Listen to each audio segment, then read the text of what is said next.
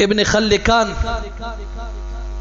وفیات الاعیان میں لکھا، علامہ ابن کثیر نے البدایہ والنہایہ میں لکھا ہے، المستطرف فی کل فن مستظرف کے اندر لکھا ہے، عروہ ابن زبیر رحمت اللہ تعالی علیہ کتنی عظیم ہستی ہیں، تابعی ہیں، حضرت عبداللہ ابن زبیر رضی اللہ عنہ کے بیٹے ہیں، اما عائشہ صدیقہ رضی اللہ تعالیٰ کی بڑی بہن حضرت اسما، ان کے بیٹے عبداللہ، ان کے بیٹے عروہ ہیں، یعنی رشتے میں حضرت عائشہ صدیقہ رضی اللہ تعالیٰ عنہ کے نواسے لگتے ہیں، پوتے لگتے ہیں، تابعی ہیں۔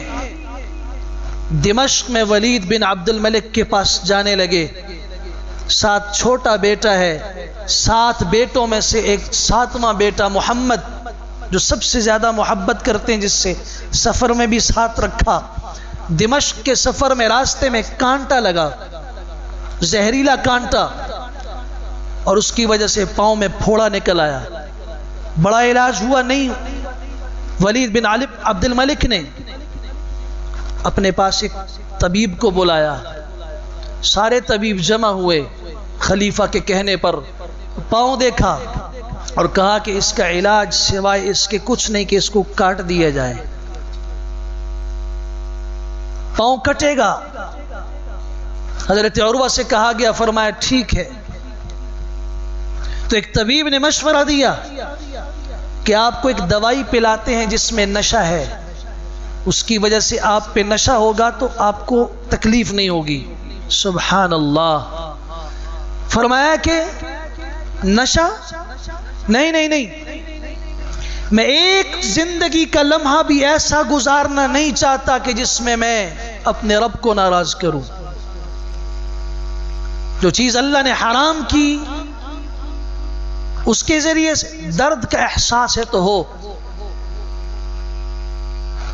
اب یہاں پہ ایک بات بڑی تاریخی لکھی گئی جو سونے کے الفاظ کے ساتھ لکھنے کے قابل ہے۔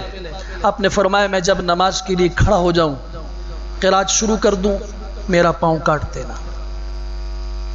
آج کی طرح یہ جدید علاج نہیں تھے، آرے کے ساتھ ان کا پاؤں کاٹ دیا گیا، آرے کے ساتھ نماز پہ کھڑے ہوئے، پاؤں پورا کاٹ دیا گیا، ٹانگ کاٹ دی گئی، اور فارغ ہوئے کٹ گئی۔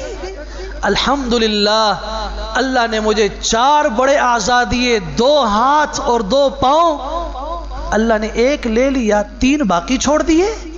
الحمدللہ۔ ابھی ولید بن عبد الملک کے پاس تھے، اطلاع ملی حضرت آپ کا چھوٹا بیٹا محمد کھیلتے کھیلتے گھوڑوں کے شاہی استبل میں چلا گیا، ایک گھوڑے نے ٹانگ ماری، پاؤں مارا، جس کی وجہ سے اس کی ہلاکت ہو گئی، آپ کا بیٹا فوت ہو گیا۔ سب سے محبوب بیٹا، ایک ہی سفر میں ٹانگ بھی کٹ گئی، ایک ہی سفر میں سب سے محبوب بیٹا بھی اللہ نے لیا۔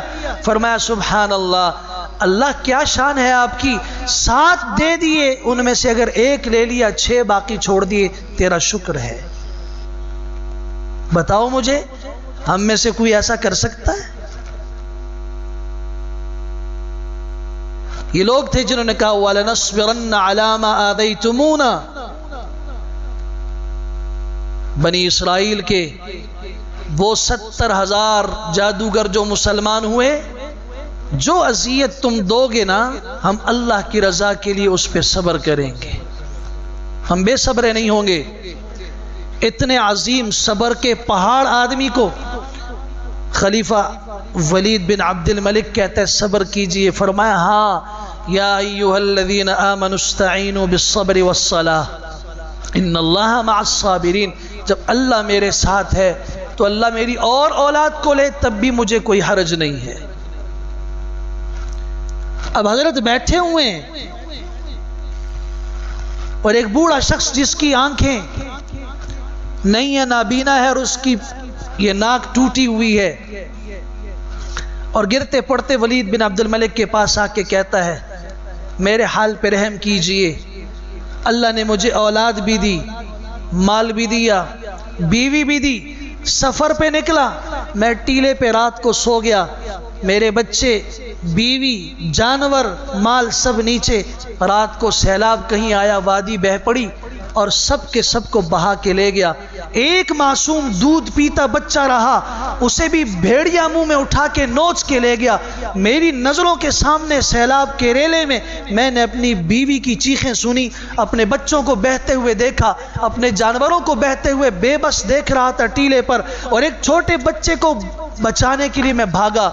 اس بھیڑیے نے اسے بھی میرے سامنے چیر پھاڑ دیا. اللہ اکبر. ایک اونٹ جو بدک کے بھاگ چکا تھا وہی میرے مال میں باقی رہا. اسے پکڑنے کے لیے گیا، اس نے ٹانگ ماری، وہ میرے منہ پہ لگی اور میری آنکھ کی نظر بھی غائب ہو گئی اور میرے چہرے کا حلیہ بھی بگڑ گیا. امیر المومنین آپ کے پاس آیا ہوں، مجھ پہ رحم کیجئے. ولید بن عبد الملک نے بندہ دوڑایا، جاؤ عروہ سے کہو تمہارے اوپر کیا مصیبت آئی ہوگی. مصیبت تو اس شخص پہ آئی ہے، آ کے اس کے صبر کو دیکھو، اس کے حالات کو دیکھو.